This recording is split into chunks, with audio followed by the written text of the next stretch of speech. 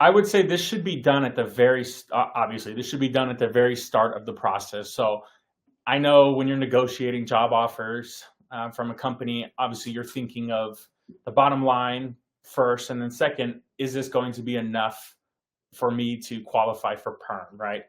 The most important thing you should consider for this particular question is whether you are going to be paid the expected prevailing wage level.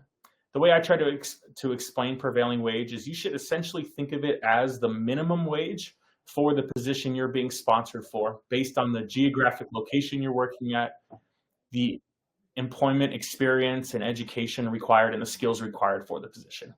What does the government believe is the minimum wage you should be paid in that position? So there's actual data that you can pretty much figure out what that is before you even apply, before your employer applies.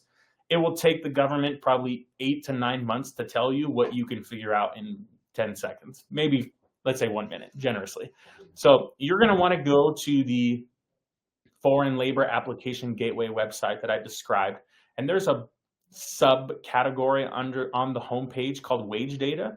You're going to want to click on that link, and then from there, as long as you input in the corresponding SOC or ONET code that relates to the position you're being sponsored for, you'll be able to see one of 4 wage levels that are brought up in the area of intended employment. So if you put in all of your information, put where you're going to be working, and put in this code, which your attorney or your company will be able to share with you, you'll be able to see what the wage level range is.